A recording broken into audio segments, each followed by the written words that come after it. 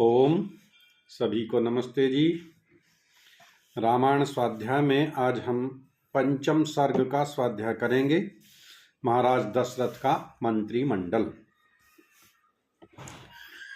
तस्यामात्या गुणौरासिन्नक्षवाको सुमहात्मनः मंत्रज्ञाश्चेङ्गेति ज्ञाश्च नित्यं प्रिय हिते रताः। इक्ष्वाकु कुलोत्पन्न महाराज दशरथ के अमात्य सर्वगुण संपन्न, विचार में निपुण, इशारों पर काम करने वाले और महाराज की सदा भलाई चाहने वाले थे।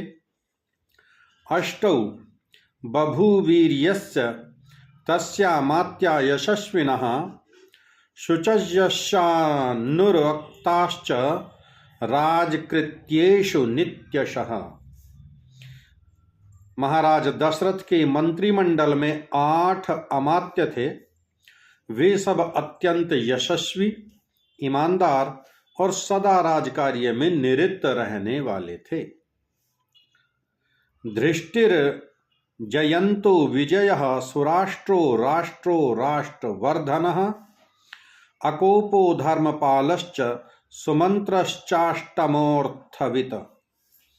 वे 8 मंत्री थे। धृष्टि, जयंत, विजय, सिद्धार्थ, अर्थ साधक, अशोक, मंत्रपाल और सुमंत्र। ऋत्विजौ द्वावभिमतौ तस्यास्तामृषि सत्तमौ वसिष्ठो वामदेवश्च मंत्रीणश्च तथा परे। इनके अतिरिक्त ऋषि श्रेष्ठ वशिष्ठ और वामदेव, 2 प्रधान ऋत्विज तथा कुछ और ऋषि भी मंत्री के रूप में थे। विद्या विनीता हीमंतः कुशला नियतेन्द्रियाः श्रीमंतश्च महात्मानः शास्त्राज्ञा दृढ़ विक्रमाः। वे सब मंत्री विद्या, विनय संपन्न, लज्जाशील, कार्यकुशल, जितेंद्रिय, लक्ष्मी संपन्न, महात्मा, शास्त्र के जानने वाले और बड़े पराक्रमी थे। तेजः क्षमायशः प्राप्ता स्मितपूर्वाभिभाषिणः क्रोधात् कामार्थ हेतोर्वा न ब्रूयुर्नृतं वचः। वे बड़े तेजस्वी, क्षमाशील, यशस्वी, हंसकर बोलने वाले थे। वे क्रोध, काम और लोभ के वश होकर कभी भी झूठ बोलने वाले नहीं थे। यथा राजा तथा प्रजा, जैसा राजा होगा वैसी उसकी प्रजा होगी। श्री राम सत्य के अनुयायी हैं, सत्य को धारण करने वाले हैं, सत्य के पोषक हैं। फिर भला उनके दरबारी या उनके पूर्वज ये असत्य को मानने वाले कैसे हो सकते थे? तेषां विदितं चिकित्स्वेषु नास्ति परेषु वा क्रियमाणं कृतं वापि चारेणापि च कीर्तिशम्। उन मंत्रियों के लिए अपने राज्य में अथवा दूसरे राज्य में कोई भी किया गया या किया जाने वाला कार्य अविदित नहीं था। ऐसा कोई कार्य नहीं जो हो चुका और उन्हें पता ना हो, अथवा भविष्य में कोई कार्य होने वाला है और मंत्रिमंडल को, मंत्री परिषद को पता ना हो, क्योंकि वे चरों द्वारा सब वृतांत जानते रहते थे। चर, गुप्तचर। कुशला व्यवहारेषु सौहृदेषु परीक्षिताः प्राप्त कालम यथा दंडम धार्येयुषेतुष्वपि।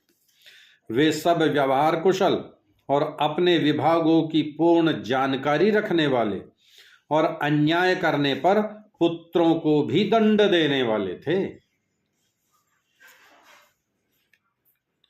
ईदृशैस्तै रमात्यैश्च राजा दशरथो नघः उपपन्नो गुणोत्पेतैरन् वशास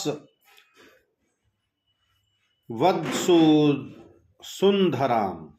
ऐसे गुणी अमात्यों से युक्त पाप रहित महाराजा दशरथ ने पृथ्वी का पालन किया।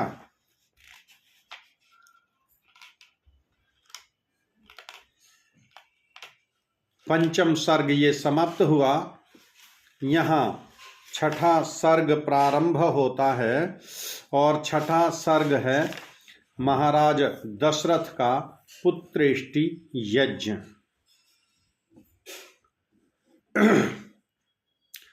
तस्य चैवं प्रभावस्य धर्मज्ञस्य महात्मनः सुतार्थं ताप्यमानस्य नासीद्वशंकर सुतः। ऐसे प्रभावशाली धर्मज्ञ महात्मा पुत्र के लिए पीड़ित महाराजा दशरथ के वंश को चलाने वाला कोई पुत्र नहीं था। चिंतयानस्य यस्येवं बुद्धिरासीन महात्मनः सुतार्थं वै पुत्रयागेन किमर्थं न यजाम्यहम्। पुत्रोत्पत्ति का उपाय सोचते हुए उन्हें ध्यान आया कि पुत्र प्राप्ति के लिए मैं पुत्रेष्टि यज्ञ क्यों न करूं। अमात्यायांश्च ब्रवीद्राजा निश्चितां तु कृत्वा मतिं सरय्यवाश्चोत्तरे तीरे यज्ञ भूमिर विधीयताम्। यज्ञ करने का निश्चय कर महाराजा दशरथ ने मंत्रियों को सरयू के तट पर यज्ञ भूमि ठीक करने का आदेश दिया। यज्ञ भूमि ठीक करने का आदेश दिया अर्थात जहां यज्ञ होना है ऐसे स्थान पर भूमि को ठीक करना, यज्ञ वेदी बनाना, उसको सजाना, सुव्यवस्थित करना। नापराधो भवेत कष्टो यद्यस्मिन् क्रतु सत्तमे छिद्रम ही मृगयन्ते स्म विद्वांसो ब्रह्मा रक्षसा। उन्होंने कहा यह ध्यान रखा जाए कि यज्ञ की विधि पूरी करने में ना तो कोई अपराध हो और ना किसी को कोई कष्ट दिया जाए, क्योंकि ऐसे यज्ञों में ब्राह्मण रूप में राक्षस लोग विघ्न खोजा करते हैं।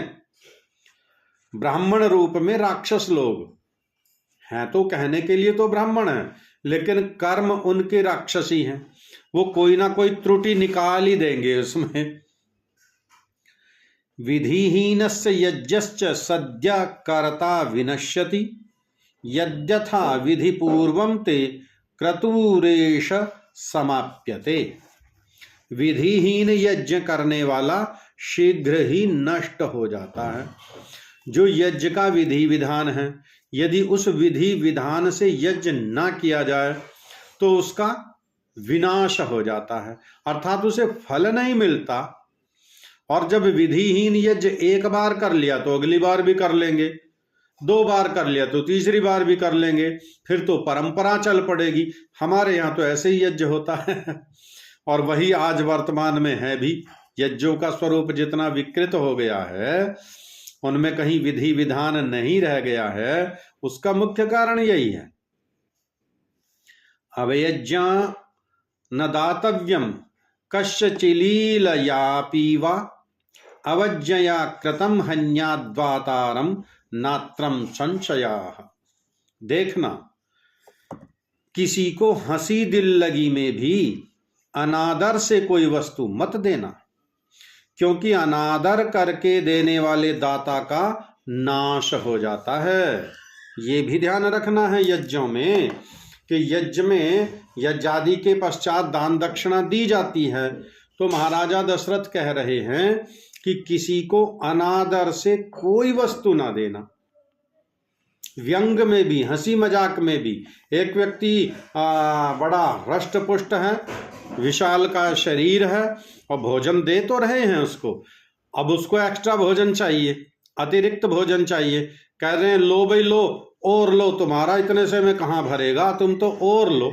कह व्यंग में ही रहे हैं, लेकिन अनादर ना करना, हंसी मजाक में भी किसी का इस प्रकार अनादर न करना, ये यज्ञ में विशेष सावधानी रहे। ये महाराजा दशरथ अपने मंत्रियों को समझा रहे हैं।